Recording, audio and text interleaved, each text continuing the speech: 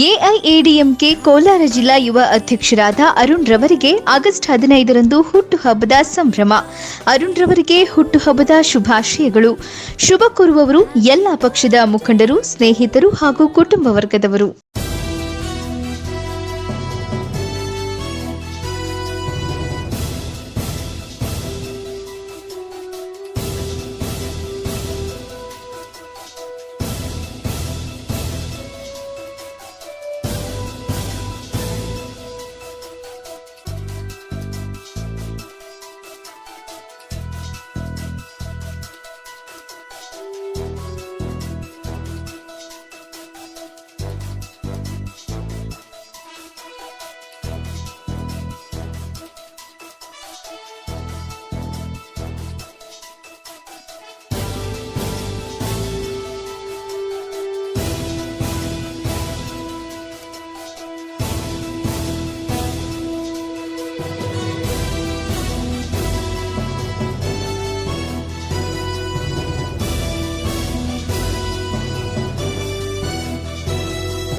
ನನ್ನ ಕ್ಷೇತ್ರಕ್ಕೆ ಇದು ಗೌರವ ಬಂದಷ್ಟು ನನಗೆ ಖುಷಿ ಆಗ್ತಾ ಇದೆ. I am really proud of her. ನಾನು ಎಲ್ಲ ರೀತಿ ನಾನು ಸಪೋರ್ಟ್ ಮಾಡ್ತೀನಿ ಫಾರ್ ಹೈಯರ್ ಎಜುಕೇಷನ್. ಏನು ಬೇಕಿದ್ರು ಕೂಡ ಇನ್ನೂ ಚೆನ್ನಾಗಿ ಮಗುಗೆ ನೀವು ಸಪೋರ್ಟ್ ಮಾಡಿ ಅವ್ರು ಚೆನ್ನಾಗಿ ಓದಿ. ನೋಡಿ, ಹೆಣ್ಮಕ್ಳು ಒಂದು ಎನ್ಕರೇಜ್ಮೆಂಟ್ ಸಿಕ್ಕಿದ್ರೆ ಎಷ್ಟೆಲ್ಲ ಅವರು ಅಚೀವ್ಮೆಂಟ್ ಮಾಡ್ತಾರೆ ಅನ್ನೋದಕ್ಕೆ she is the best example. ಈ ಮಗು ಎಷ್ಟು ಎಫರ್ಟ್ಸ್ ಹಾಕಿದ್ದಾರೆ ನೋಡಿ. ಆ ಪೇರೆಂಟ್ಸ್ದೆಲ್ಲ ಸಪೋರ್ಟ್, ಎಲ್ಲ ಆಶೀರ್ವಾದ, ತಂದೆ ತಾಯಿ ಆಶೀರ್ವಾದ, ಪ್ರೋತ್ಸಾಹ, ಆ ಮಕ್ಕಳು ಇಷ್ಟು ಒಳ್ಳೆ ಸ್ಕೋರ್ ಮಾಡೋಕ್ಕಾಗಿದೆ. ಎಲ್ಲ ಕೋವಿಡ್ ಅಂತ ಫೋನಲ್ಲೇ ಓದ್ತಾ ಇದ್ದಾರೆ, ಹೇಗೆ ಓದ್ತಾ ಇದ್ದಾರೋ ಏನೋ ಈ ಥರ ಆತಂಕ ಅಲ್ಲಿ ಪೇರೆಂಟ್ಸ್ ಇದ್ದಾಗ ಮಕ್ಕಳು ಇಷ್ಟು ಗೌರವ ತಂದುಕೊಟ್ರೆ ಯಾವ ತಂದೆ ತಾಯಿ ಪ್ರೌಡ್ ಫೀಲ್ ಆಗಲ್ಲ. ನನಗೂ ಕೂಡ ತುಂಬ ಖುಷಿ ಆಯಿತು ತಂದ. ಓಕೆ, ಸರ್ ಮೇಡಮ್ ಅವರು ಕೂಡ ತುಂಬ ಎಂಕರೇಜಿಂಗ್ ಆಗಿದ್ದಾರೆ. ಮೇಡಮ್ ಅಂತ ಅವ್ರು ಬಂದು ನಮಗೆ ಮನೆಗೆ ಬಂದು ನಮಗೆ ಆಶೀರ್ವಾದ ನೀಡೋಕೆ ಬಂದಿರೋದು ನಮ್ಗೆ ತುಂಬ ಖುಷಿ ನೀಡಿರೋ ವಿಷಯ. ಮೇಡಮ್ ಅವ್ರ ಜೊತೆ ಸರ್ ಅವರು, ಮೇಡಮ್ ಅವರು, ಕೌನ್ಸಿಲರ್ ಮೇಡಮ್ ಅವರು ಎಲ್ಲರೂ ಬಂದಿರೋದು ಕೂಡ ತುಂಬ ಖುಷಿ ನೀಡಿದೆ. ತುಂಬ ತುಂಬ ಥ್ಯಾಂಕ್ಸ್ ಮೇಡಮ್. ಫ್ಯೂಚರ್ ಏನು ಮಾಡೋ ಉದ್ದೇಶ? ನನಗೆ ಡಾಕ್ಟರ್ ಆಗಬೇಕಂತ ಏನಿದೆ ಸರ್. ಶಾಸಕರು ಬ್ಲೆಸ್ಸಿಂಗ್ ಇದೆ. ಹಾಂ ಸರ್.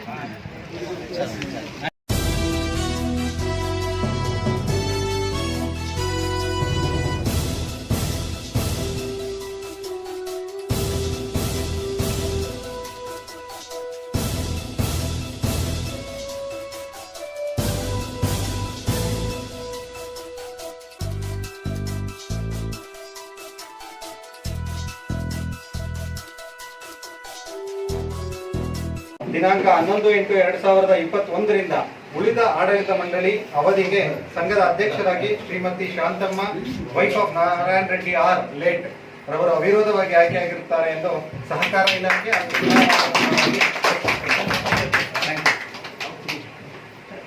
ನಮ್ಮ ಹಿರಿಯರು ಗೌರವಾನ್ವಿತ ನಾರಾಯಣ ರೆಡ್ಡಿ ಅಣ್ಣ ಅವರು ಕೆಂಪಾಪುರಿ ಸೊಸೈಟಿಯ ಅಧ್ಯಕ್ಷರು ಮತ್ತು DCC ಬ್ಯಾಂಕ್ನ ನಿರ್ದೇಶಕರಾಗಿ ಕೆಲಸ ಮಾಡ್ತಾಯಿದ್ರು. ಈ ಭಾಗದಲ್ಲಿ ರೈತರ, ಬಡವರ ಜೀವನಾಡಿಯಾಗಿ ಕೆಲಸ ಮಾಡಿದ್ದಾರೆ. ಅಕಾಲಿಕವಾಗಿ ಅವ್ರನ್ನ ಕಳ್ಕೊಂಡಾದಮೇಲೆ ಅವರ ಜಾಗ ಅದೇ ರೀತಿ ಬಿಡಬಾರ್ದು ಅಂತಂದ್ಬಿಟ್ಟು ಬೋರ್ಡ್ ಆಫ್ ಡೈರೆಕ್ಟರ್ಸ್ ಎಲ್ಲನೂ ಕಳೆದ 1 ವಾರ 10 ದಿನದಿಂದ ಮೀಟಿಂಗ್ ಮಾಡಿ ಅವರ ಜಾಗನ ಯಾರೂ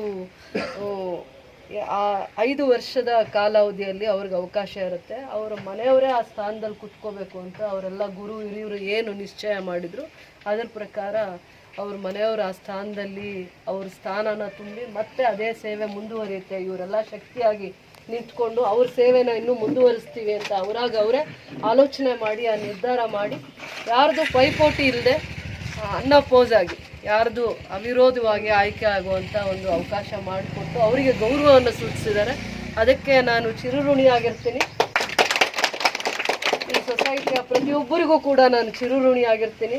ಅವರ ಹೆಸರಲ್ಲಿ ಏನೇ ಮುಂದೆ ಬರುವಂಥ ದಿನಗಳಲ್ಲಿ ಕೆಲಸ ಮಾಡುವಂಥ ಸಂದರ್ಭ ಬಂದಾಗ ರೈತರ ಪರವಾಗಿ, ಬಡವರ ಪರವಾಗಿ ಕೆಲಸ ಮಾಡುವಂಥ ಅವಕಾಶಗಳನ್ನ ಒಳ್ಳೆ ರೀತಿ ನಾವು ಸದುಪಯೋಗ ಮಾಡಿಕೊಂಡು ಅವರಿಗೆ ಹೆಚ್ಚಿನ ರೀತಿ ಗೌರವವನ್ನು ತಂದು ಈ ಭಾಗದಲ್ಲಿ ಪ್ರತಿದಿನ ಪ್ರತಿಯೊಬ್ಬರ ಸಮಸ್ಯೆಯನ್ನು ಸ್ಪಂದಿಸುವಂಥ ಜವಾಬ್ದಾರಿಯನ್ನು ಹೊತ್ಕೊಂಡು ಪ್ರತಿಯೊಬ್ಬರ ಒಡನಾಟದಲ್ಲಿ ಇದ್ದಂಥವರಿಗೆ ಇವರೆಲ್ಲನೂ ಶಕ್ತಿ ಮೀರಿ ಕೆಲಸ ಮಾಡಬೇಕು ಅಂತ ಒಂದು ಯೋಚನೆ ಮಾಡಿ ಒಂದು ಒಳ್ಳೆ ಸಿದ್ಧಾಂತಗಳನ್ನ ಇಟ್ಕೊಂಡು ಒಳ್ಳೆ ಆಲೋಚನೆ ಇಟ್ಕೊಂಡು ಇಡೀ ನನ್ನ ಕ್ಷೇತ್ರದಲ್ಲಿ ಕೆಂಪಾಪುರ ಸೊಸೈಟಿ ಕೂಡ ರೈತರ ವಿಚಾರದಲ್ಲಿ ಸೇವೆ ಮಾಡುವಂಥದ್ರಲ್ಲಿ ಮಾದರಿಯಾಗಿ ಕೆಲಸ ಮಾಡಿತ್ತು. ಬರೋ ದಿನಗಳಲ್ಲಿ ಇನ್ನೂ ಹೆಚ್ಚಿನ ರೀತಿಯಲ್ಲಿ ಮಾಡ್ತೀವಿ ಅನ್ನುವಂಥ ಸಹಕಾರದೊಂದಿಗೆ ಅವರ ಮಾರ್ಗದರ್ಶನದ ಪ್ರಕಾರ ಮಾಡಿದ್ದೀವಿ. ಇದು ಇವರೆಲ್ಲ ಬೋರ್ಡ್ ಆಫ್ ಡೈರೆಕ್ಟರ್ಸ್ ಏನಿದ್ದಾರೆ ಕೆಂಪಾಪುರ ಸೊಸೈಟಿಯ ಅವರ ಆಲೋಚನೆ ಇದು. ಅವರು ಈ ರೀತಿಯ ಜವಾಬ್ದಾರಿಯನ್ನು ನಿರ್ಧಾರ ತಗೊಂಡು ಆ ಸ್ಥಾನವನ್ನು ಇವರು ಅಲಂಕರಿಸಬೇಕು ಅಂತ ನಿರ್ಧಾರ ಮಾಡಿದ್ರು. ಅವರ ಆದೇಶದಂತೆ ಮಾಡಿದ್ದೀನಿ ನಾನು.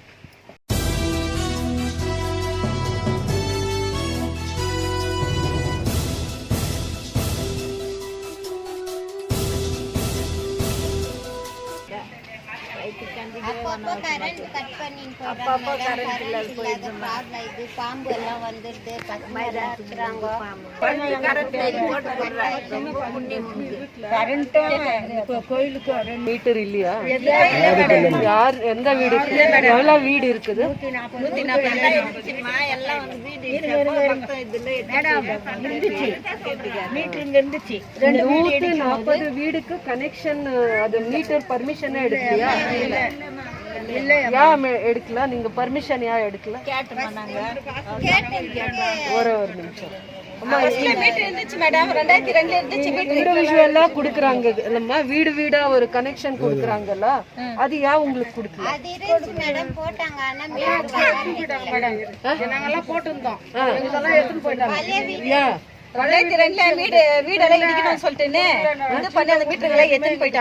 இருமா ஃபர்ஸ்ட் போட்டுருந்தம்மா நான் வீட்டுக்கு மீட்டர் கைட்னா போயிட்டாங்க.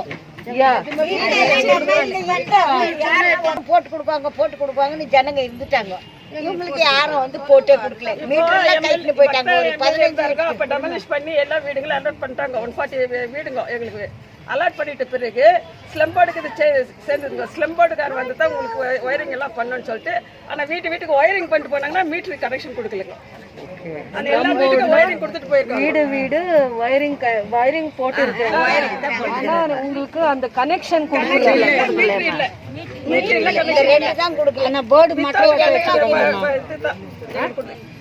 ಯಾರ ಫ್ಯಾಮಿಲೀಸ್ಗೆ ಸ್ಲಮ್ ಬೋರ್ಡಿಂದ ಹೌಸಸ್ ಸ್ಯಾಂಕ್ಷನ್ ಆದಮೇಲೆ ಡೆಮಾಲಿಷ್ ಆಗಿ ಹೊಸದು ಕನ್ಸ್ಟ್ರಕ್ಷನ್ಸ್ ಆಗೋವಾಗ ಸ್ಲಮ್ ಬೋರ್ಡ್ ಅವರು ಬರೀ ಪೈಪ್ಲೈನ್ ಮಾಡಿದ್ದಾರೆ, ಮಿಕ್ಕಿದ್ದು ಆಗಿಲ್ಲ ಅಂತ ಹೇಳ್ತಾ ಇದ್ದಾರೆ. ಪ್ರಾವಿಷನ್ ಆಗಿಲ್ಲ ಅಂತ. ಪ್ರಾವಿಷನ್ ಮಾಡಿಲ್ಲ ಅಂತಂದರೆ ಇಂಡಿವಿಜುವಲ್ ಕನೆಕ್ಷನ್ಸ್ ನೀವು ಕೊಡಬೇಕಾಗತ್ತೆ, ಬೆಸ್ಕಾಮಿಂದ ಕೊಡಬೇಕಾಗತ್ತೆ. ಮೀಟರ್ ಮಾತ್ರ ನಾವು ಕೊಡ್ತೀವಿ. ವೈರಿಂಗ್ ಎಲ್ಲ ಅವ್ರು ಮುಗಿಸಿದ್ದಾರೆ. ವೈರಿಂಗ್ ಪಾರ್ಟ್ ಸ್ಲಮ್ ಬೋರ್ಡ್ ಅವ್ರು ಮಾಡಿದ್ದಾರೆ. ಮೀಟರ್ ಕನೆಕ್ಷನ್ಸ್ ನೀವು ಕೊಡಬೇಕು. ಫೈನಾನ್ಷಿಯಲ್ ಆಗಿ ಇವರು ಡೆಪಾಸಿಟ್ಸ್ ಕಟ್ಟಬೇಕು ಅಂತ ನಿಮ್ಮ ವಾದ. ಮೀಟರ್ ಕಾಸ್ಟ್ ಏನಿದೆ ಅದನ್ನು ಕಟ್ಟಬೇಕು ಅಂತ ನೀವು ಡೆಪಾಸಿಟ್ ಅಂತ. ಅವ್ರಿಗೆ ಏನು ಶಕ್ತಿ ಇದೆ ಇಲ್ಲ ಅಂತ ನಿಮಗೆ ಗೊತ್ತಿದೆ. ಅಷ್ಟು ಜನ ಫ್ಯಾಮಿಲೀಸ್ದು 100 ಫ್ಯಾಮಿಲೀಸ್ ಅಥವಾ 150 ಫ್ಯಾಮಿಲೀಸ್ದು ಏನು ಡೆಪಾಸಿಟ್ ಕಾಸ್ಟ್ ಆಗುತ್ತೆ, ಡೆಪಾಸಿಟ್ ಕಾಸ್ಟ್ ಏನಾಗುತ್ತೆ, ಇಂಡಿವಿಜುವಲ್ ಏನಾಗುತ್ತೆ ಎಲ್ಲಾನು ನೀವು ಇದು ಮಾಡಿ ನಿಮಗೆ ಗೊತ್ತಿರುತ್ತೆ ಎಲ್ಲ ಎಸ್ಟಿಮೇಟ್ ಮಾಡಿದಾಗ. ಇದು ಬಂದು 2 ವಾರ್ಡ್ ಬರುತ್ತೆ. ಯೂತ್ ವಾರ್ಡು, 2 ವಾರ್ಡ್ದು ಮಾಡಿ, ಆಮೇಲೆ ಕೊಂಡಡನ್ ಅಂತ MC ಇದೆ, 2 ಮಾಡಿ. ಹೌದು, ಈ ಸೆಕ್ಷನ್ ಈ ವೀಕರ್ ಸೆಕ್ಷನ್ಗೆ ಡೆಪಾಸಿಟ್ ಕಟ್ಟೋದಕ್ಕೆ ಅವರಿಗೆ ಶಕ್ತಿ ಇಲ್ಲ. ಮನೆನೇ ಕಟ್ಕೊಳಕ್ಕಾಗದೆ ಸ್ಲಮ್ ಬೋರ್ಡ್ ಏನು ಮನೆ ಕಟ್ಟಿದ್ದಾರೆ ಆ ವ್ಯವಸ್ಥೆಯಲ್ಲೇ ಅವ್ರು ಇದ್ದಾರೆ. ಮತ್ತೆ ಇದು ಪ್ರತಿದಿನ ಸಮಸ್ಯೆ ಆಗೋದು ನೋಡಿ. ಚಿಕ್ಕ ಮಕ್ಕಳನ್ನ ಇಟ್ಕೊಂಡಿರ್ತಾರೆ, ಕಷ್ಟ ಆಗೋದು ಬೇಡ. ಆರೋಗ್ಯದ ವಿಚಾರದಲ್ಲಿ ಸಮಾಧಾನ ಏನಾಗಲ್ಲ. ಆರೋಗ್ಯದ ವಿಚಾರದಲ್ಲೂ ಅಷ್ಟು ಇದಲ್ಲ. ಏನು ಹೆಲ್ತಿ ಡಿಸ್ಕಷನ್ಸ್ ಅಲ್ಲಿ ಬಂದಾಗ ಅವರು ಡೆಪಾಸಿಟ್ ಕಟ್ಟಕ್ಕಾಗಲ್ಲ ಅನ್ನೋದೇ ತಾನೇ ಕ್ಲಿಯರ್ ಕಟ್ ಇದಿರೋದು. ಡಾಕ್ಯುಮೆಂಟೇ ಇಲ್ಲ. ಇವಾಗ ಅವ್ರಿಗೆ ಮನೆ ಅನ್ನೋದಕ್ಕೆ ಸ್ಲಮ್ ಬೋರ್ಡ್ ಮನೆ ಕಟ್ಟಾಗಿದೆ, ಇನ್ನು ನಾವು ಹಕ್ಕುಪತ್ರ ಕೊಡಿಸ್ತೀವಿ ನಾವು. It is our duty. ಯಾರ್ಯಾರಿಗೆ ಸ್ಲಮ್ ಬೋರ್ಡ್ ಇಂದ ಹೌಸಿಂಗ್ ಪ್ಲಾನ್ ಅಲ್ಲಿ ಮಾಡಿದ್ದಾರೆ, ಸ್ಲಮ್ ಬೋರ್ಡ್ ಇಂದ ಯಾರ್ಯಾರು ಇದಾರೆ, ಯಾರ ಮನೆಯಲ್ಲಿ ಇದ್ದಾರೆ ಬೆನಿಫಿಷಿಯರೀಸ್ ನ ಐಡೆಂಟಿಫೈ ಮಾಡಿ ಕೊಡ್ಸೋದು ನಮ್ಮ ರೆಸ್ಪಾನ್ಸಿಬಿಲಿಟಿ. ಅದಕ್ಕೆ ನೀವು ವರಿ ಆಗೋದು ಬೇಡ. ಅಲ್ಲಿವರೆಗೂ ಈ ಇಶ್ಯೂನ ನಾನು ಸ್ಲಮ್ ಬೋರ್ಡ್ ಕಮಿಷನರ್ ಜೊತೆ ಕುತ್ಕೊಂಡು ಮಾತಾಡಿ ಅವ್ರಿಗೆ ಹಕ್ಕುಪತ್ರ ಕೊಡ್ಸೋದು ಇಟ್ ಇಸ್ ಮೈ ರೆಸ್ಪಾನ್ಸಿಬಿಲಿಟಿ. ನಾನು ಅದನ್ನ ರೆಸ್ಪಾನ್ಸಿಬಿಲಿಟಿ ತಗೋತೀನಿ. ಅದರ ಜೊತೆಯಲ್ಲಿ ನೀವು ಅಲ್ಲಿವರೆಗೂ ನೀವು ಈ ಕನೆಕ್ಷನ್ಸ್ನ ಅವಾಗವಾಗ ಬಂದು ಮಳೆ ಬರುವಂಥ ಸಂದರ್ಭದಲ್ಲಿ ಇನ್ನೊಂದು ಸಂದರ್ಭದಲ್ಲಿ ಮಾಡಿಕೊಡ್ರು ನಿಮ್ಮ ಹೈಯರ್ ಆಫೀಸರ್ಸ್ನು ನಾನು ಮಾತಾಡ್ತೀನಿ. ಇನ್ ಕೇಸ್ ನಾವೇ ಡೆಪಾಸಿಟ್ ಕಟ್ಟಬೇಕಾಗಿ ಬಂದರೆ ನಗರಸಭೆಗೆ ಹೇಳಿ ಅಷ್ಟು ಫ್ಯಾಮಿಲೀಸ್ಗೇನು ಏನೇನು ಡೆಪಾಸಿಟ್ ಕಟ್ಟೋದಿರುತ್ತೆ, ಸೊ ಆ ಭಾಗದ ಕೌನ್ಸಿಲರ್ಸ್ನು ಕರೆದು ಮಾತಾಡಿ ಎಷ್ಟು ಫ್ಯಾಮಿಲೀಸ್ಗೆ ಡೆಪಾಸಿಟ್ಸ್ ಕಟ್ಟಕ್ಕಾಗಲ್ಲ, ಎಲ್ಲ ವೀಕರ್ ಸೆಕ್ಷನ್ನೇ ಇದ್ದಾರೆ, ಆಗ್ತಾನೂ ಇಲ್ಲ ಅವ್ರ ಪರಿಸ್ಥಿತಿ, ಕೋವಿಡ್ ಟೈಮಲ್ಲಿ ಏನೂ ಅರ್ನಿಂಗ್ಸ್ ಇಲ್ಲ, ಏನು ಪರಿಸ್ಥಿತಿ ಇದೆ ಅರ್ಥ ಮಾಡಿಕೊಂಡು ನೀವು ಕನೆಕ್ಷನ್ಸ್ ಕೊಡಿ ಟೈಮ್ ಬೀಯಿಂಗು. ಅದಾದಮೇಲೆ ನಾನು ನಿಮಗೆ ಡೆಪಾಸಿಟ್ಸ್ದು ನಾವೇ ರೆಸ್ಪಾನ್ಸಿಬಿಲಿಟಿ ತೊಗೋತೀವಿ. ಆಮೇಲೆ ಅವ್ರಿಗೆ ಹಕ್ಕುಪತ್ರ ಬಂದಿಲ್ಲ ಸ್ಲಮ್ ಬೋರ್ಡಿಂದ, ಯಾರ್ಯಾರ್ದು ಪೆಂಡಿಂಗ್ ಇದೆ ಅದು ನಾನು ಇನಿಷಿಯೇಟಿವ್ ತಗೋತೀನಿ. We will take the responsibility. ಅಲ್ಲಿವರೆಗೂ ಬಂದು ನೀವು ಯಾವುದೇ ರೀತಿ ಪದೇ ಪದೇ ಬಂದು ತೊಂದರೆ ಮಾಡುವ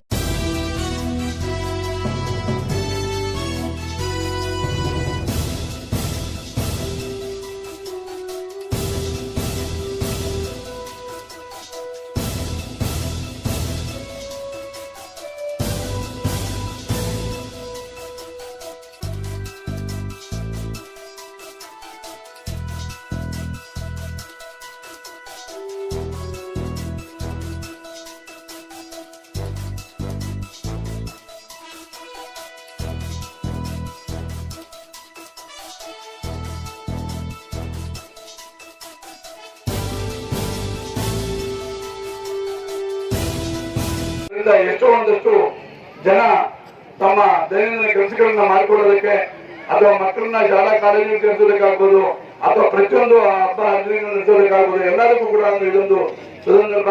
ಅದ್ರ ಜೊತೆಗೆ ಅಧ್ಯಕ್ಷರು ಮನಸ್ಸು ಮಾಡಿ ಬೇಗ ರೈತರ ಲೋನ್ ಕೂಡ ದಯವಿಟ್ಟು ಸಾಧ್ಯವಾದಷ್ಟು ಬೇಗ ಅವರು ಕೊಡಿಸ್ಕೊಡ್ಬೇಕು ಅಂತ ಹೇಳಿ ಅವ್ರನ್ನ ಮತ್ತು ನಮ್ಮ MLA ಮೇಡಮ್ ಕೇಳಿಕೊಂಡು ನನ್ನ ಮಾತನ್ನು ಮುಗಿಸ್ತೇನೆ. ಜೈ ಜೈ ಕರ್ನಾಟಕ, ಜೈ ಸಕಾಲ. ನಮ್ಮ VSSN ಬೇತ್ಮಂಗ್ಲ ಶಾಖೆಯಿಂದ ಸುಮಾರು 2,7,00,000 ಸಾಲವನ್ನ ಬಡ್ಡಿ ರಹಿತ ಸಾಲವನ್ನ ನಮ್ಗೆಲ್ಲರಿಗೂ ವಿತರಣೆ ಮಾಡಲು ಈ ಒಂದು ಕಾರ್ಯಕ್ರಮವನ್ನು ಹಮ್ಮಿಕೊಂಡಿದ್ದಾರೆ. ಇದು ಈ ರೀತಿಯಾಗಿ ಸುಮಾರು ಕೋಟಿಗಳು ಕೊಡಬೇಕಾದ್ರೆ ಎಷ್ಟು ಶ್ರಮ ಇರುತ್ತೆ ಎಲ್ಲರೂ ಯೋಚನೆ ಮಾಡಬೇಕು. ನಮ್ಮ ಚಿಕ್ಕಬಳ್ಳಾಪುರ ಕೋಲಾರ ಜಿಲ್ಲಾ ಶಾಖೆ DC ಬ್ಯಾಂಕ್ ಅಧ್ಯಕ್ಷರಾದ ಸನ್ಮಾನ್ಯ ಗೋವಿಂದಣ್ಣ ಅವರು ಇದಕ್ಕೆ ಬಹಳ ಕಷ್ಟಪಟ್ಟು ಟೋಟಲ್ ಈ ಒಂದು ಕಾನ್ಫರೆನ್ಸ್ ಎಲ್ಲ ಈ ಡಿಸ್ಟ್ರಿಕ್ಟ್ ಅಲ್ಲಿ ಬಹಳ ಸುಮಾರು ಲೋನ್ ಕೊಡೋಕೆ ಶ್ರಮ ಪಡ್ತಾ ಇದ್ದಾರೆ. ಅದೇ ರೀತಿಯಾಗಿ ವಸೂಲು ಸಹ ಅಷ್ಟೇ ಶಿಸ್ತಾಗಿ ಕಟ್ಟಬೇಕು ಅಂತ ಗಟ್ಟಿಯಾಗಿ ಕಟ್ತಾ ಇದ್ರೆ ಈ ಒಂದು ಬ್ಯಾಂಕ್ ಅನ್ನು ಉಳಿಸಬೇಕು ಅಂತ ನಾವೆಲ್ಲರೂ ಏನ್ ಲೋನ್ ತಗೊಳ್ತೀರಾ ಅದನ್ನ ಸಕಾಲಕ್ಕೆ ವಿತರಿಸಬೇಕಂತ ತಮ್ಮಲ್ಲಿ ಕಳಕಳಿಯಾಗಿ ಮನವಿ ಮಾಡ್ತಾ ಶಂಕರ್ ಅವರ ತಂಡಕ್ಕೆ ಪ್ರಸನ್ನ ಹಿರಿಯರಿದ್ದಾರೆ, ಗಣಪತಿ ಇಬ್ಬರು ಮಾಜಿ ಅಧ್ಯಕ್ಷರಿದ್ದಾರೆ, ಎಲ್ಲ ದೊಡ್ಡ ಹಿರಿಯರಿದ್ದಾರೆ, ಸುರೇಂದ್ರ ಎಲ್ಲ ಇದ್ದಾರೆ. ದಯವಿಟ್ಟು ನೀವು ಸಕ್ರಿಯ ಆಗಿ 40 ಹಳ್ಳಿ ಬರ್ತದೆ. ಕೋಲಾರ ಚಿಕ್ಕಬಳ್ಳಾಪುರ ಜಿಲ್ಲೆಯ ದೊಡ್ಡ ಸೊಸೈಟಿಗಳು ಇದು ಬೇರ್ಪಲ್ಲ. ಈ ಕಾರ್ಯಕ್ರಮ ಮಾಡಿದ ತಕ್ಷಣ ನಮ್ಮ ಕಾರ್ಯಕ್ರಮ ಸೇರಿಸಿ ನಾವೆಲ್ಲ ಮನೆಗೋಲ್ಲ. ಇವತ್ತೇ ರೈತರು ಕೊಡುವಂತ ವ್ಯವಸ್ಥೆ ಇದೆ, ಅದನ್ನ ದಯವಿಟ್ಟು ನಿಮ್ಮೆಲ್ಲ ಪ್ರತಿ ಊರಿಗೂ ಹೋಗ್ರಿ. ಈ ಜಾತಿ ಪಾತಿ ಪಂಗಡ ಏನಿಲ್ಲ, ಬಡವರಿಗೆ ಜಾತಿ ಇದೆಯಾ, ಮುಂದೆ ಜಾತಿ ಕಾಲುಗಳ ಜಾತಿಂದ್ಯಾ ಕಾಲ್ತನವೇ ಜಾತಿ ಅರ್ಥ ಮಾಡ್ಕೊಂಡು ಕೆಲಸ ಮಾಡೋದು. ವಿಶೇಷವಾಗಿ ಯಾಕೆ ಮಾತಾಡ್ತಾ ಇದ್ದೀನಿ ಅಂದ್ರೆ ನಿಮ್ಮಲ್ಲಿ ಭದ್ರತೆ ಜಾಸ್ತಿ ಆಗ್ತದೆ. ನಾನು ಬೈಯೋದಲ್ಲ, ಬಹಳ ನೋವಾದಾಗ ಮಾತಾಡ್ತೀನಿ, ಸಾಯಿರೋದು ಹೇಳ್ತೀನಿ. ಕಾರಣ ಅಂದ್ರೆ ಪದೇ ಪದೇ ಹೇಳ್ತಾ ಇರ್ತಾರೆ ಹೆಣ್ಮಕ್ಳು ಫೋನ್ ಮಾಡಿ.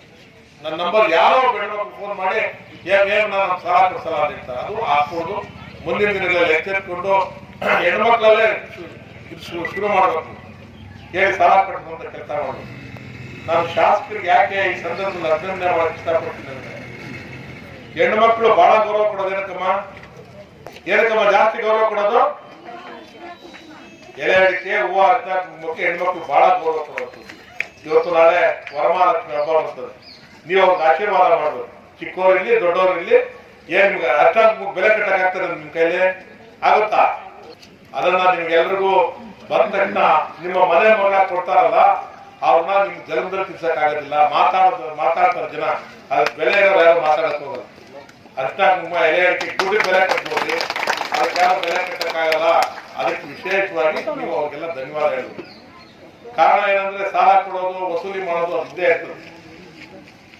ಒಂದು ವಿಶೇಷತೆ ಅಂದ್ರೆ ಇದಕ್ಕೆ ಬಡ್ಡಿ ಇಲ್ಲ, ಅದನ್ನ ನೀವೆಲ್ಲ ಸದ್ಬಳಕೆ ಮಾಡ್ಕೋಬೇಕು. ಆಮೇಲೆ ಪ್ರತಿ ಹೆಣ್ಮಕ್ಳು ಒಂದು ಅರ್ಥ ಮಾಡ್ಕೋಬೇಕು. ಇವತ್ತು ಕುಟುಂಬಗಳು ನಿಂತಿರೋದು ಹೆಣ್ಮಕ್ಳ ಮೇಲೆ. ಮಾತಾಡ್ತೀವಿ ನಾವು ಗಂಡಸರು, ಆದ್ರೆ ಪ್ರತಿ ಕುಟುಂಬ ನಿಂತಿರೋದು ಹೆಣ್ಮಕ್ಳ ಮೇಲೆ. ಪ್ರತಿ ಕುಟುಂಬಕ್ಕೂ ಆಶ್ರಯ ಹೆಣ್ಮಕ್ಳೇ. ನಿಮ್ ಕಷ್ಟ ಹೇಳ್ತಿರ್ತದೆ. ಇವತ್ತು ನಾವೆಲ್ಲ ಸಾಲ ಕೊಡ್ತೇವೆ 20,000, ಅದಕ್ಕೆ ಬಡ್ಡಿ ಇರೋದು. ನೀವು ಅದನ್ನ ಸದ್ಬಳಕೆ ಮಾಡ್ಕೋಬೇಕು. ಮಾತಾಡೋ ಜನ ಮಾತು ನಿಲ್ಸೋದೇ ಇಲ್ಲ, ಅವ್ರ ಬಗ್ಗೆ ನಾವು ತಲೆ ಕೆಡಿಸ್ಕೊಳ್ಳೋದಿಲ್ಲ. ಮುಂದಿನ ದಿನಗಳಲ್ಲಿ ಕರ್ದಿಪುರ ಸ್ಯಾಂಕ್ಷನ್ ಆಗಿದೆ, ಎಲ್ಲಿ ಬಂದ್ರೆ ಕರ್ದಿಪುರಕ್ಕೆ ಸ್ಯಾಂಕ್ಷನ್ ಆಗಿದೆ. ಆ ರೈತರಿಗೂ ಕೊಡ್ತೀವಿ. ಶಂಕರಣ್ಣವರು ಆ ತಂಡ 8 ದಿವಸದಲ್ಲಿ ರೈತರಿಗೆ ಸಾಲ ಕೊಡ್ತೀವಿ. ಪ್ರತಿ ಸಂದರ್ಭದಲ್ಲಿ ಈ ವೇದಿಕೆಯ ಮಹತ್ವನೇ ಅರ್ಥ ಮಾಡ್ಕೊಳ್ದೆ ಇರುವಂತ ವ್ಯವಸ್ಥೆ ಸೃಷ್ಟಿ ಆಗ್ತಾ ಇದೆ. ಆ ವೇದಿಕೆನ ಅರ್ಥ ಮಾಡ್ಕೊಳ್ಳುವಂತ ಪ್ರಯತ್ನ ಇವತ್ತು ನನ್ನ ತಾಯಿಂದರಿಗೆ ಆ ಜ್ಞಾನೋದಯ ಆಗ್ಬೇಕು ಅನ್ನುವಂತ ನನಗೆ ಅಭಿಮಾನದಿಂದ ನಾನು ಈ ವಿಚಾರಗಳನ್ನ ನಿಮ್ಗೆ ಹೇಳ್ತೀನಿ. ಬಹಳ ಗೌರವದಿಂದ ಕೂಡ ಈ ವಿಚಾರ ಹೇಳ್ತೀನಿ. ತಾಯಿ ಇರ್ಬೋದು, ತಂಗಿ ಇರ್ಬೋದು, ಆ ಮನೆಯಲ್ಲಿ ಯಾರೇ ಸೊಸೆ ಇರ್ಬೋದು, ಯಾರೇ ಇದ್ರು ಕೂಡ ಮನೆಯ ಧೈರ್ಯವಾಗಿ ಬಿಟ್ಬಿಟ್ಟು ಹೋಗ್ತಾರೆ. ಯಾಕೆ ಅಂದ್ರೆ ಯಾವ ವಯಸ್ಸೂ ಇಲ್ಲ, ಯಾವ ವಯಸ್ಸಾದ್ರೂ ಇಲ್ಲ. ಯಾಕೆ ಅಂದ್ರೆ ಒಂದು ನಂಬಿಕೆ, ತಾಯಿ ಇದ್ದಾರೆ ಮನೆಯಲ್ಲಿ, ಮಗಳಿದ್ದಾರೆ, ತಂಗಿ ಇದ್ದಾರೆ ಅನ್ನೋ ಒಂದು ಸಂಬಂಧದ ಬೆಲೆ, ಗೌರವ, ನಂಬಿಕೆ. ಯಾವ ಮನೆಯಲ್ಲಿ ಕಷ್ಟ ಇರಲಿ ಮತ್ತೆ ಅನುಕೂಲವಾಗಿರ್ಲಿ, ಒಂದ್ ತಾಯಿ ಇರುವಂತ ಜಾಗದಲ್ಲಿ, ಒಂದ್ ಹೆಣ್ಮಗು ಇರುವಂತ ಜಾಗದಲ್ಲಿ ಆ ಮನೆಗೆ ಬೆಳಕು ಕೊಟ್ಟು ಆ ಮನೆಗೆ ಎಲ್ಲಾ ವಿಚಾರದಲ್ಲಿ ಶಕ್ತಿ ರೂಪಿಯಾಗಿ, ತ್ಯಾಗ ರೂಪಿಯಾಗಿ, ಯಾವುದೇ ಸಮಸ್ಯೆ ಬಂದ್ರು ಧೈರ್ಯ ತುಂಬುವಂತ ಎಲ್ಲಾ ತರ ಆ ಮಗು ಎಷ್ಟು ವಿದ್ಯಾವಂತ ಇರ್ತಾಳೆ ಅಂತಲ್ಲ, ಆ ಮಗು ಈ ವ್ಯವಸ್ಥೆಯಲ್ಲಿ, ಈ ಸಮಾಜದಲ್ಲಿ ತನ್ನ ಮನೆನ, ತನ್ನವ್ರನ್ನ ಕಾಪಾಡ್ಕೊಳ್ಳೋದಕ್ಕೆ ಒಂದು ತ್ಯಾಗ ಮೂರ್ತಿಯಾಗಿ ಅವಳನ್ನೇ ಅವಳು ಎಷ್ಟಾದ್ರೆ ಅಷ್ಟು ಸೇವೆ ಮಾಡೋದಕ್ಕೆ ತೊಡಗಿಸ್ಕೊಳ್ತಾರೆ. ಅದಕ್ಕೆ ಯಾರ ಮನೆಯಲ್ಲಿದ್ರು ಅಪ್ಪ ಇದ್ರು ಊಟ ಹಾಕಲ್ಲ, ಅಣ್ಣ ಇದ್ರು ಊಟ ಹಾಕಲ್ಲ, ಅಮ್ಮ ಇದ್ರೆ ಮಾತ್ರ ಊಟ ತಿಂದ, ತಿಂಡಿ ತಿಂದ. ಯಾರಾದ್ರೂ ಮನೆಗೆ ಬರೋಷ್ಟ್ರಲ್ಲಿ ನೀರ್ ಕೊಡ್ತಾರೆ. ಯಾಕೆ ಕೊಡ್ತಾರೆ? ಮನೆಯಲ್ಲಿ ತಾಯಿ ಇದ್ರೆ ಕೊಡ್ತಾರೆ, ತಂಗಿ ಇದ್ರೆ ಕೊಡ್ತಾರೆ. ಹೌದಾ? ನಿಜನಾ? ಇಲ್ಲ, ನಿಜ. ಅವರಿಗೆ ಕಷ್ಟ ಅಂದ್ರೆ ಏನು ಅಂತ ಗೊತ್ತಿರುತ್ತೆ. ಯಾವ ರೀತಿ ಕಷ್ಟನ ಪರಿಹಾರ ಮಾಡ್ಬೇಕು ಅನ್ನುವಂಥದಕ್ಕೂ ದಾರಿನೂ ಹುಡುಕ್ತಾರೆ. ಎಲ್ಲದಕ್ಕೂ ಓದಿರುವಂತ ಹೆಣ್ಮಕ್ಳ ಕೆಲಸ ಮಾಡ್ತಾ ಇಲ್ಲ. ಓದಿಲ್ದೇ ಇರುವಂತ ಹೆಣ್ಮಕ್ಳು ಕೂಡ ಮನೆಯಲ್ಲೂ ಕೆಲಸ ಮಾಡ್ತಾರೆ, ಆಚೆಯಲ್ಲೂ ಕೆಲಸ ಮಾಡ್ತಾರೆ, ಜವಾಬ್ದಾರಿನೂ ತಗೊಳ್ತಾರೆ, ಕಷ್ಟಗಳನ್ನು ನಿಭಾಯಿಸ್ತಾರೆ. ಮನೆಗೆ ಎಲ್ಲಾ ರೀತಿಯಲ್ಲೂ ಕೂಡ ಆಶ್ರಯ ಜೊತೆಯಲ್ಲಿ ಮನೆನ ಕಾಪಾಡ್ಕೊಳ್ಳುವಂತ ಆ ಮಾತೃ ಸ್ವರೂಪಿ ದೇವಿಗೆ ನಾವು ಯಾರು ಕಷ್ಟದಲ್ಲಿರುವಂತ ಹೆಣ್ಮಕ್ಳನ್ನ ಹುಡುಕಿ ಯಾರಿಗೆ ಜಮೀನಿರಲ್ಲ, ಯಾರಿಗೆ ನೀರಾವರಿ ಇರಲ್ಲ, ಯಾರಿಗೆ ಅವ್ರ ಮನೆಯಲ್ಲಿ ದುಡಿಯೋ ಕೈಗೆ ಸಹಾಯ ಮಾಡ್ಬೇಕು ಅಂತ ಗಟ್ಟಿಯಾಗಿ ಹೆಣ್ಮಕ್ಳು ಎದ್ದು ನಿಲ್ತಾರೆ ಅಂತ ಹೆಣ್ಮಕ್ಳಿಗೆ ಆಶ್ರಯ ಕೊಡುವಂತ ಒಂದು ವ್ಯವಸ್ಥೆನ ಸೃಷ್ಟಿ ಮಾಡುವಂತದ್ರಲ್ಲಿ ಅಧ್ಯಕ್ಷರು ಬಹಳ ವಿಚಾರದಲ್ಲಿ ಹೆಣ್ಮಕ್ಳು ಕನಿಕರವಾಗಿ ನೋಡ್ತಾರೆ. ಇದೊಂದು ಜಾಗದಲ್ಲಿ ವಿಶೇಷವಾಗಿ ನಮ್ಮ ಎರಡೂ ಜಿಲ್ಲೆಯಲ್ಲಿ 10 ಲಕ್ಷ ಜನ ಹೆಣ್ಮಕ್ಳನ್ನ ಸ್ವಾಭಿಮಾನವಾಗಿ ಬದುಕನ್ನ ಕಟ್ಕೊಳ್ಳುವಂತ ನೀತಿನ ವ್ಯವಸ್ಥೆನ ಸೃಷ್ಟಿ ಮಾಡಿದ್ದಾರೆ. ಯಾರು ಮಧ್ಯವರ್ತಿಗಳು ಕೂಡ ನಿಮ್ ಮಧ್ಯೆ ಬರಕ್ ಆಗ್ಬಾರ್ದು. ಯಾಕೆ ಬರಕ್ಕಾಗಲ್ಲ? ನೀವು ನನ್ನ ಪ್ರಶ್ನೆ ಕೇಳ್ಬೇಕು ನೀವು. 10 ಲಕ್ಷ ಜನ ಹೆಣ್ಮಕ್ಳನ್ನ ಒಂದ್ ಸರ್ಕಾರ ಸೃಷ್ಟಿ ಮಾಡ್ಲಿಲ್ಲ ಇಂತ ವ್ಯವಸ್ಥೆ. ಇಷ್ಟು ಒಳ್ಳೆ ಸರ್ಕಾರಗಳು ಬಂದು ಒಂದೇ ಒಂದ್ ಸರ್ಕಾರ ಈ ರೀತಿ ನೀತಿ ವ್ಯವಸ್ಥೆನ ಸೃಷ್ಟಿ ಮಾಡ್ಲಿಲ್ಲ. ಇದ್ರೂ ಕೂಡ ಎಷ್ಟೋ ಜನ ಇವತ್ತು ಫಲಾನುಭವಿಗಳನ್ನ ಹುಡುಕೋಂಗೆ ನಮ್ ಜಿಲ್ಲೆಯಲ್ಲಿ ಇದ್ದಾರೆ. 10 ಲಕ್ಷ ಜನ ಹೆಣ್ಮಕ್ಳನ್ನ ನಾವ್ ಒಂದ್ ಹತ್ರ ಸೇರಿಸ್ಬೋದು. ಯಾಕಂದ್ರೆ ಅವರು ನಮ್ ಬ್ಯಾಂಕ್ ಅಲ್ಲಿ ಅಂದ್ರೆ ಡೈರೆಕ್ಟ್ ಆಗೋ ಇಂಡೈರೆಕ್ಟ್ ಆಗೋ ಫಲಾನುಭವಿಗಳಿದ್ದಾರೆ. ರೈತರು ಬಿಟ್ಟು ಹೆಣ್ಮಕ್ಳನ್ನ ಒಂದು 10 ಲಕ್ಷ ಜನ ಹೆಣ್ಮಕ್ಳಿಗೆ ಒಂದು ಬದುಕೋದಕ್ಕೆ ದಾರಿಯನ್ನ ಸೃಷ್ಟಿ ಮಾಡಿದ್ದಾರೆ. ಅಂದ್ರೆ ಬದುಕೋದಕ್ಕೆ ಜೀವನವನ್ನ ಕಟ್ಕೊಳ್ತಿರುವಂತ ಒಂದು ಆಲೋಚನೆ, ವಿಶಾಲವಾಗಿರುವಂತ ಮನೋಭಾವ ಎಲ್ಲೂ ನೋಡಕ್ ಆಗಲ್ಲ. ಇದು ಹೊಸ ಸಿಸ್ಟಮ್. ಫಸ್ಟ್ ಸಾಲ ಸಂಘಕ್ಕೆ ಕೊಡ್ತಾ ಇದ್ರು, ಮತ್ತೆ ನಿಮ್ಮ ಸಂಘದ ಹೆಣ್ಮಕ್ಳು ಅಂತ ಗುರ್ತಿಸಿ 10 ಜನ ಕರೆದು ಕೊಟ್ಬಿಡ್ತಾ ಇದ್ರು. ಇವಾಗ ಹಂಗಲ್ಲ. ನಿಮ್ಮ 10 ಜನದಲ್ಲಿ ಒಂದ್ ಹೆಣ್ಮಕ್ಳು ಬಂದಿಲ್ಲ ಅಂದ್ರೂ ಮತ್ತೆ ಸೊಸೈಟಿಗೆ ಬರ್ಬೇಕು. ಅವ್ರ ಕೈಯಲ್ಲೇ ಆ ಕಾರ್ಡು, ಅದು ಪಾಸ್ವರ್ಡ್ ಏನಿದೆ, ATM ಕಾರ್ಡು ಪಾಸ್ವರ್ಡ್ ಅವ್ರ ಹತ್ರನೇ ಕೊಡೋದು. ಕೆಲವೊಬ್ಬರಿಗೆ ತುಂಬಾ ಅಸೂಯೆ. ನಾವ್ ಹೆಣ್ಮಕ್ಳಿಗೆ ಸೇವೆ ಮಾಡೋದೇ ಅಸೂಯೆ ಬೇಜಾರು. ಅದೇ ಒಂದು ಫ್ಯಾಷನ್ ಆಗೋಗಿದೆ ಪ್ರತಿ ಸಂದರ್ಭದಲ್ಲಿ. ಯಾಕೆ ಹೆಣ್ಮಕ್ಳಿಗೆ ಸ್ವತಂತ್ರ ಇಲ್ವಾ? ಸಾಲ ತಗೋಬಾರ್ದ? ನಾವ್ ಆ ಸೇವೆ ಮಾಡಬಾರ್ದ? ಅದು ಒಂದು ಹೋರಾಟ ಮಾಡ್ತಾರೆ. ಹೆಣ್ಮಕ್ಳಿಗೆ ಸಾಲ ಕೊಡೋದನ್ನ ಪದೇ ಪದೇ ಎಲ್ಲಾ ಜಾಗದಲ್ಲಿ ಮಾತಾಡ್ತಾ ಬರ್ತಾರೆ. ಯಾಕೆ ಬಡವರು ಹೆಣ್ಮಕ್ಳು ಸಾಲ ತಗೋಬಾರ್ದ? ಗೌರವವಾಗಿ ಬದುಕಬಾರ್ದ? ಕಷ್ಟಗಳಿಂದ ಹೊರಗಡೆ ಬರಬಾರ್ದ? ಆಗೋ ಸಹಾಯನೇ ಮಾಡಕ್ಕಾಗುತ್ತೆ, ಗೊತ್ತಿರೋ ವಿಚಾರನ ಮಾಡಕ್ಕಾಗುತ್ತೆ. ಅದನ್ನ ಪದೇ ಪದೇ ತಪ್ಪು ಅಂತ ಪ್ರಚಾರ ಮಾಡ್ತಾರೆ. ಅಂತ ಮಾತುಗಳಿಗೆ ನೀವು ಯಾವತ್ತು ಕಿವಿ ಕೊಡ್ಕೊಂಡು ಬರುವಂತ ದಿನಗಳಲ್ಲಿ ನಾವು ಕೂಡ ನಿಮ್ಗೆ ಉದ್ಯೋಗ ಸೃಷ್ಟಿ ಮಾಡ್ಬೇಕು ಅಂತ KGF ಹತ್ರನೇ ಒಂದು ಆಲದ ಮರ ಹತ್ರ ಗಾರ್ಮೆಂಟ್ಸ್ ನ ಓಪನ್ ಮಾಡ್ತಾ ಇದೀವಿ. ಶ್ರೀ ಜನನಿ ಇಂಡಿಯನ್ ಡಿಸೈನ್ಸ್ ಗಾರ್ಮೆಂಟ್ಸ್ ಅಂತ. ಖಂಡಿತವಾಗೂ ಅದನ್ನ ನಿಮ್ಗೆ ಉದ್ಯೋಗ ಸೃಷ್ಟಿ ಮಾಡ್ಬೇಕು ಅಂತ ದೂರದೃಷ್ಟಿ ಇಟ್ಕೊಂಡೇ ಮಾಡ್ತಾ ಇದೀವಿ. 2-3 ತಿಂಗಳಲ್ಲಿ ಅದು ಶುರು ಆಗುತ್ತೆ. ನಿಮ್ಗೂ ಯಾರಿಗಾದ್ರೂ ಇಂಟ್ರೆಸ್ಟ್ ಇರುವಂತವ್ರು ಅಲ್ಲಿ ಕೆಲಸ ಮಾಡುವಂತ ಆಸಕ್ತಿ ಇದ್ರೆ ನೀವು ಕೂಡ ಬಂದು ಅಲ್ಲಿ ನಿಮ್ಮ ಆಸಕ್ತಿ ಇದ್ರೆ ನಿಮ್ ಹೆಸರನ್ನ ನೋಂದಣಿ ಮಾಡುವಂತ